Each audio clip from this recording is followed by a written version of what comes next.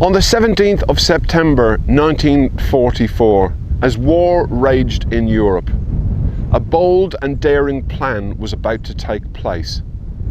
To take 5 bridges in the Netherlands and end the war by Christmas. This was to be called Operation Market Garden.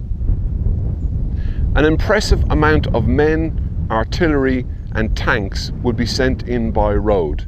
This part of the operation was to be called Garden. Some 34,600 men would be dropped in by air, either by parachute or glider.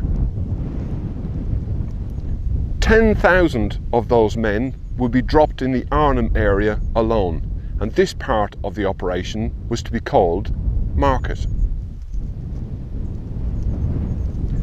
After 9 days of the battle, some 2,000 of those men would make it out alive. Some were taken POW, and some are missing in action to this day. 1,684 of those souls are buried in the cemetery just outside of Arnhem in a place called Oostebik. I am proud to say that I am friends with the nephew of one of those men. His name is Pete. His uncle was called Private Geoffrey Morgan. And together with Pete, we're going to try and walk in his uncle's footsteps. From here, former RAF Saltby to Arnhem. Please do join me after the intro where we start that journey.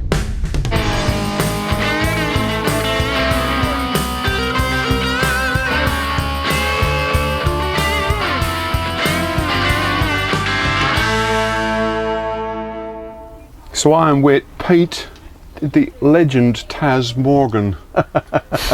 That's one way of breaking the ice, isn't it? It's a bit. Pete, would you kindly tell me about your uncle? Uncle Geoff. Oh, yeah. What can you tell us about the man? What a fabulous man he was. Well, I always looked up to him as one of my heroes when I was a kid. Right. He used to turn up quite often. We see him probably once or twice a year, I suppose. He was just a fabulous uncle. Just a really gentle man. Right. Bit of a character, or just what was it about him that made you? Yeah, he was a bit of a character. He was always. There'd be always a bit of humour, right? There. I mean, I saw him up to when I was about 17. Then I went a bit rogue, right? But so sort of in my younger years, you know, he was a great character to have around. Yeah, he was just a lovely man, very gentle. You tell me that he is from a military family. What can you tell about that? Yes, so my grandfather, who was a schoolmaster when Geoff was growing up. Yep. He owned and ran a school in Folkestone. So he had a military background. He was in the Royal Garrison Artillery in the First World War. Wow. Where he actually won the Military Cross. Wow. So yeah, very proud of that. Yeah. So that's so that's where the background comes from, I suppose. Do you think Geoff known that your grandfather? So it was Geoff's father. Do you known that he was a military man? Do you think Geoff naturally would have gone into the army, or just to think it was a Second World War that? I think there was a bit of a rebellion between Geoff and his father, because his father was particularly tough on him for some reason. I don't really know the why. Military things. Yeah, I think Geoff wasn't brilliant at school. Right. And because his dad was a schoolmaster, Geoff suffered for it. Oh wow! Schoolmaster and ex-military. Absolutely. Double whammy. Yeah, absolutely. So when the Second World War broke out, he actually got Geoff a job in a reserved occupation, working on a farm in Devon. Wow. And war broke out. Geoff got bored and ran away and joined the Tank Corps. Right. And the Tank Corps wasn't exciting enough. Right. So when Winston Churchill decided in 41 to put a parachute regiment together. He put his hand up and volunteered. Wow. Parachute regiment records and my own records are slightly amiss, so I've got to try and get Geoff's records from Q. Yeah. And the parachute regiment say he joined in Italy. Geoff's records say that he started in North Africa, in Tunisia. Okay. So it describes him on a ship in Algiers harbour. So where did he actually see his first action? In Algiers, in Tunisia. Right. Yeah. So almost from the very start of their action. The first action that and that was with the Paras. That was not with Tank Corps. That was with the Paras. Right. Yeah. Right. The first action the Paras did was the Brunevel, or one of the first actions that the parachute regiment did was the Brunevel raid at Le Havre, when they whipped in and nicked a radar installation. Yeah. Or was he parts part of that? He wasn't part of that, but a number of his platoon were. Right. So he joined them after that. The dates have eluded me at the moment, but it was. It's been a very long day. Very long day.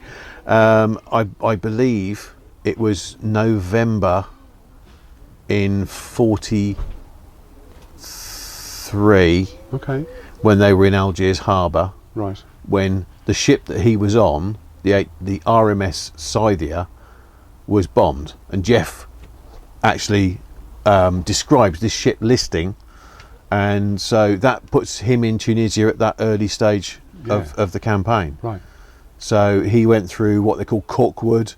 Corkwood was where they got the nickname the Red Devils. Right. Because apparently the mud was very, very red. Yeah. Had nothing to do with the berets. Yep.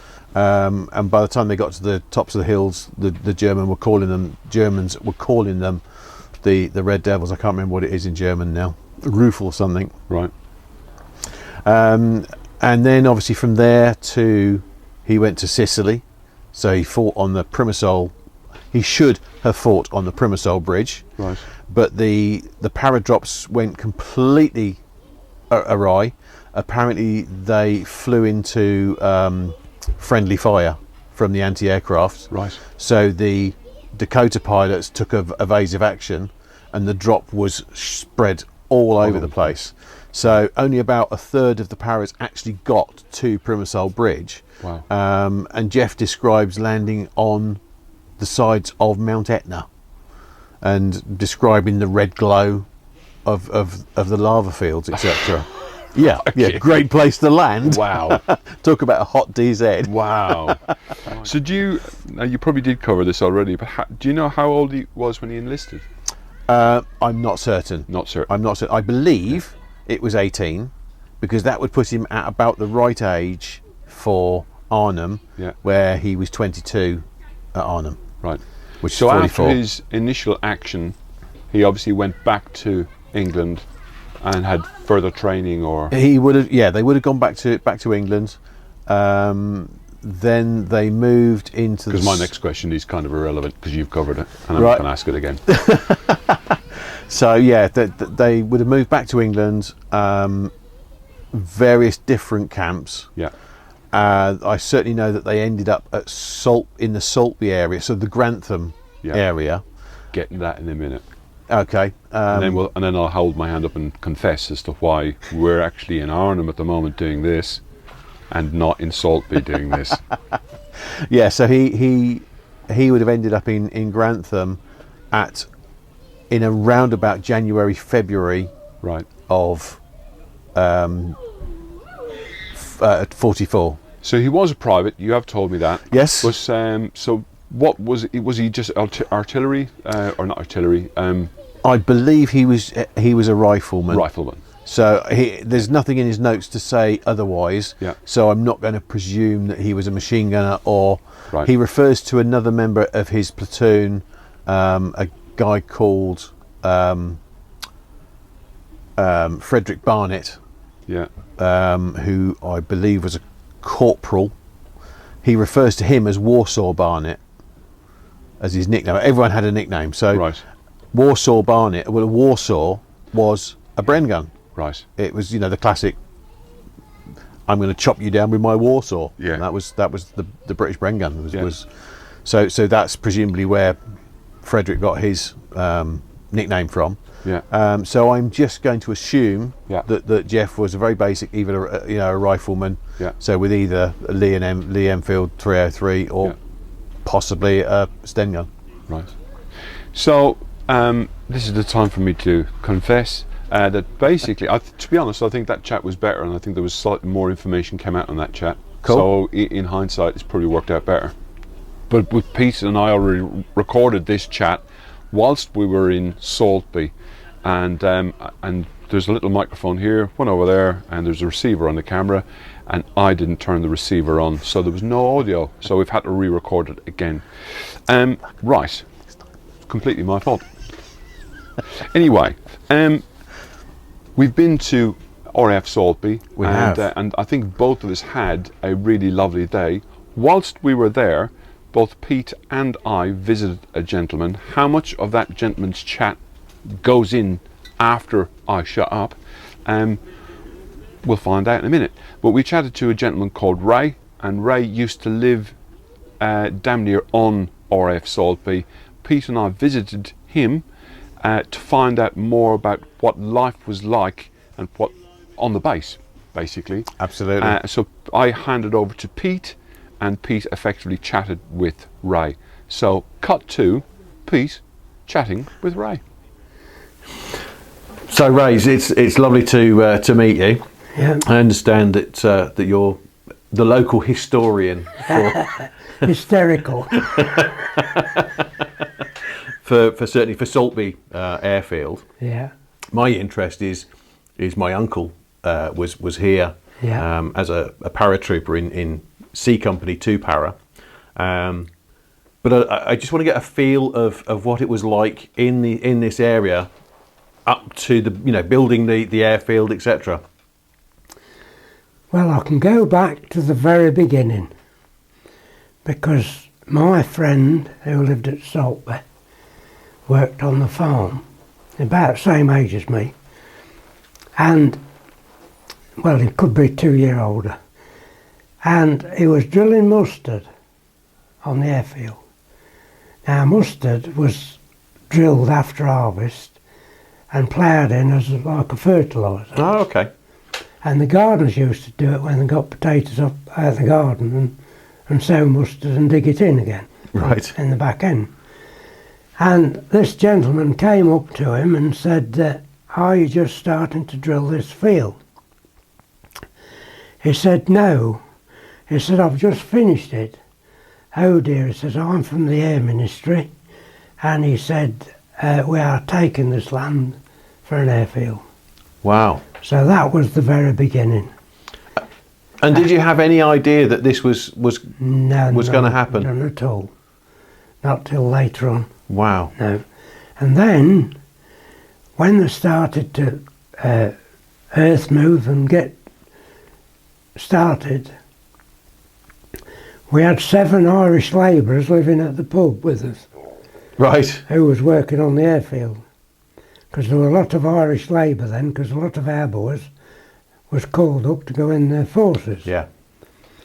So then, afterwards, the RAF came, and conditions was terrible, because we had a lot of rain and they got no runway completed, and they was trying to take off on grass side of the runway, and they had Hamdens, and then they brought in Wellingtons. Right.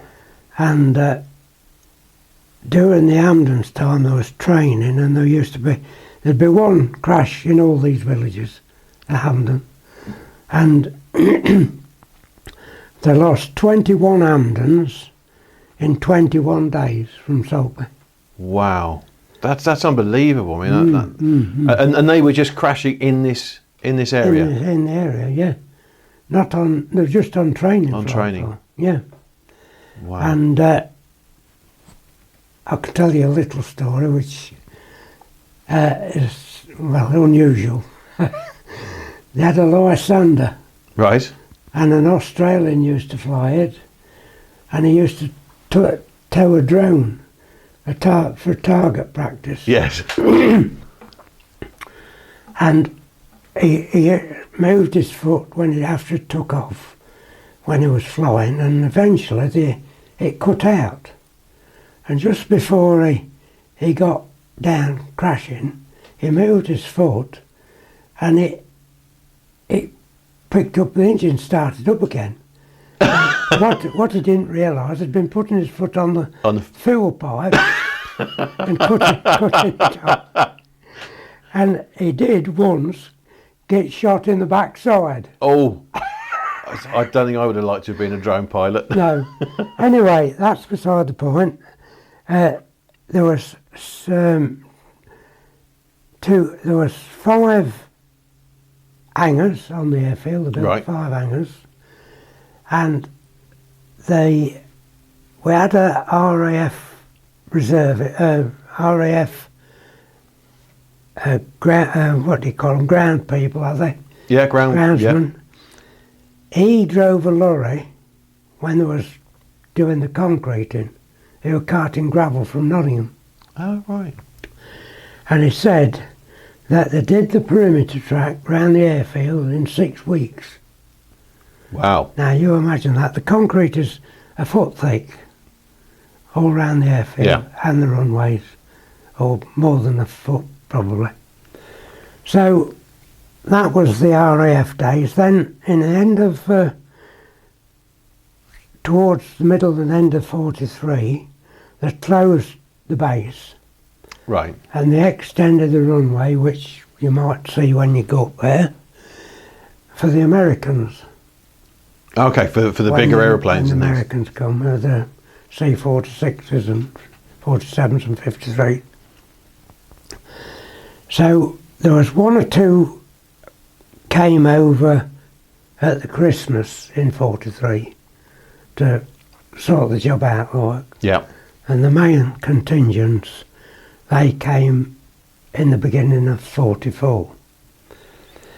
They flew from Sicily to England with the 10th and the 156 Paras, which was stationed at Melton. I don't think they went to Normandy. I think they went on Market Garden. That's right. Yeah, yeah. They went in on the second. Yeah. On the second day, so they would have I know, left in here on the September. Monday. Yeah. Yeah, when they went. So I've got a lot of contact. I've had a lot of contacts with a lot of the 156 Paras. Wow. And some of the 10th Paras. So, you know, I mean, I've met a lot of people. They always marvel how many people I know. But I've been there and done it. So, Yeah. Absolutely. So what was it like? I mean, you must have been 13 when they were here. Yeah. So what was it like for a 13-year-old lad growing up with all these soldiers around? And did you see much of them? Yeah, well, no end. Yeah, no end. I mean, Brilliant. and that man up there, who's there's a photo of him there, Joe Myers. Right. He was quite a character, he was. And when he first come to Saltby, he was a crew chief on a Dakota, and the landlord at the Saltby pub, he used to, when he went in the pub, Joe used to give him a £1 note, and Joe didn't know how much the value of English money was. Right. So he used to give Joe change for 10 shillings. So then, when Joe got to know that he was being short-changed, Yeah. he went down one night, gave him £1, gave him change as usual for 10 shillings. So Joe got hold of the scruff of his neck, hauled him over the bar and thumped him. And like I say, he was quite a character, and Joe wanted beer for the gang up the airfield. Yeah. So what he did is he got a truck, loaded it up with sugar and ham and tongue and you name it. Off he goes to Burton-on-Trent to iron coops. Right. So he went to the manager's office and he said, I want some beer for the base. Oh, he says, you can't have any, it's ration. Well, he says, come and see what I've got. So he went and had a look in his truck and unloaded his truck and loaded it up with beer. And he come back and while he was there, he gave Joe a bottle of whiskey. And Joe nearly drunk a bottle of whiskey on the way back. And he wasn't satisfied with going once. He went twice. Brilliant. Joe did, and yeah. And he was telling me, he says, when he was crew chief, and he says, when I was throwing the paras out the aircraft, he said I was throwing them to the death. Yeah. Because they were shooting them as they came down. Yeah. So he would have been one of the pilots on He was either day 2 or day 3, he definitely. was crew chief, he was, Yeah. yeah. Wow. Right. Well, that Super. was Pete chatting with Ray. Yeah. And then Ray very kindly brought us up to the base and showed us around. Unfortunately, I think there's nothing really to see on the base. There's no structures that's tangible that you could kind of, and you couldn't really tell where your uncle had been. So I don't know how you felt when you got onto the base.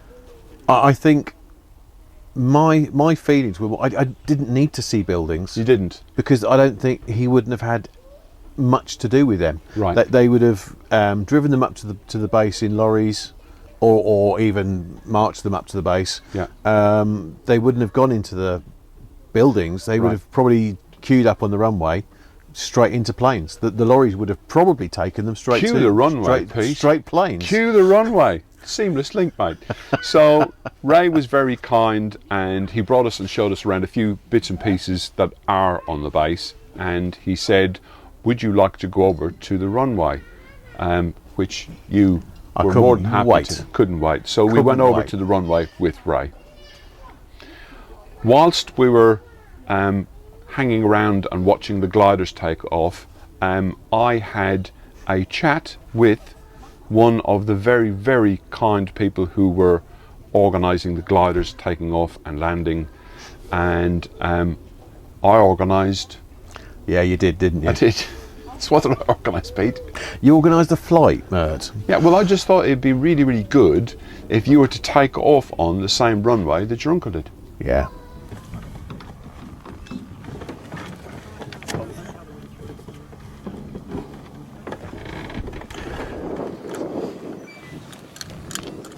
And then pull as tight as you can.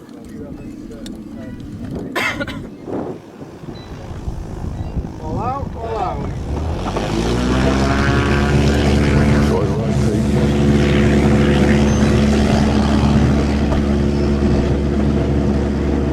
You pull us then.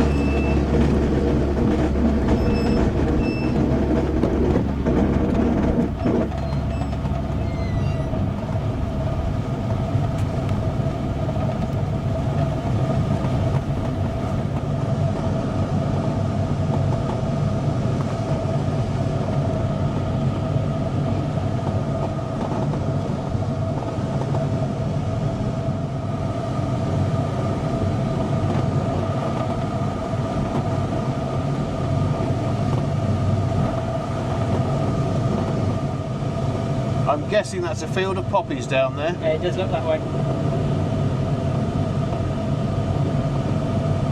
That is so beautiful. There's a beautiful one on the way to Colsworth.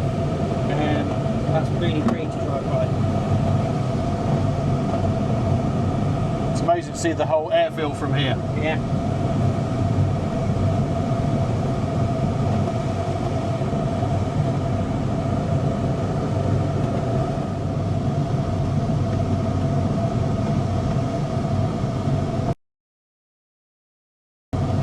I think my uncle was here from about February to the August, certainly in this area. Yeah. So he would have probably been coming here and doing practice jumps and training jumps.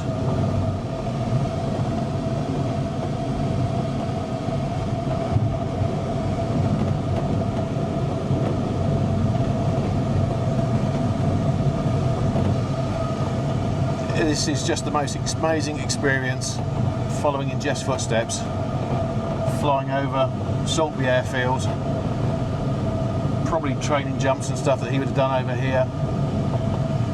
Just, this is incredible. Thanks, Mert. Cheers, mate. So we're about to read. So these puffy clouds are good indicators of thermals. Okay. And they mark where the top of the thermal will be. This is just amazing. I've got the stupidest grin on my face. I can almost hear it. That's my cheeks creaking. My uncle once went on a flight. He was a sales rep for an insurance company. Yeah. So he went for this flight up to Edinburgh, or Scotland somewhere, and the lights come on, please fasten seatbelts. At which point he turns grey and very sweaty. Yeah. And one of the stewardesses comes up and says, "Are you okay, sir? You know, have you never flown before?" He says, "Oh," he says, I've flown 78 times before." He said, "But I've never landed in a fucking aeroplane." Just coming over the nose now, I level the wings. Straight over the nose, there's a spot of woods. Yes. There's a disused airfield there. I believe that's in North Witham. Ah, that's where the lady was saying about the gliders used to go from. Yeah. She said it was close. I mean, from here everything looks close. It's just amazing to think 80 years ago, 17th of September, Geoff was taken to the skies over this field, from this field. It is a crazy thing to think about. It's amazing. Having followed his footsteps to where he ends and is taken prisoner, to come from the beginning, it's amazing.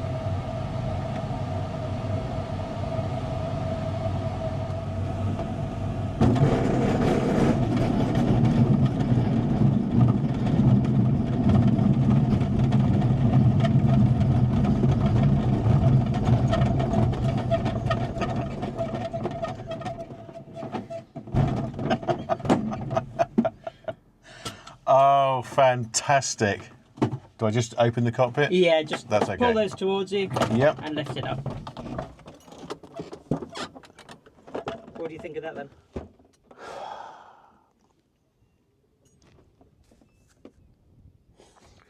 You're bloody amazing, mate. Thank you. No worries. I'm chuffed you enjoyed it. What's that then? Emotional.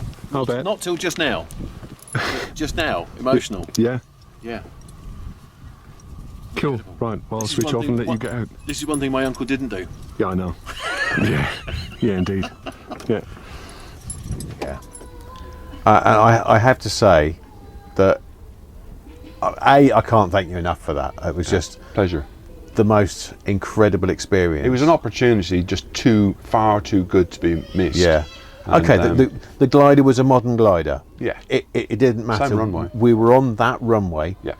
rumbling down on that rough old tarmac. And being able to look down on the airfield Yeah. from the vantage point that Yeah. would have been your uncle's last view of the UK before he Absolutely. headed off. Absolutely. You know. And it would have been his last view for a while, as the story will Yeah. So tell. please do join us in part 2. Well done, mate. Please do join us in part 2, where Pete and Pete will be taking me on a battlefield tour. It's not really a battlefield tour. It's not really a battlefield tour. I'm struggling to quantify what it is. What are we going to do? It's a Geoff's tour. It's a Geoff. So Yeah. Geoff is walking in Geoff's footsteps on his battle. So it's purely uniquely to Geoff and his Absolutely, his story. and having done a little bit more research through some books that my lovely wife has recently bought me, Yeah. I've actually found out more this year than I realised before. So some of the ground that we're going on during our tour, New I stuff. have never been to before. Fabulous. Right. But I've pinpointed his footsteps. Shall we wrap it up there? Sounds great to me. Fabulous. Well, please do join us in Arnhem, where Pete and I are going to walk in Geoff's footsteps.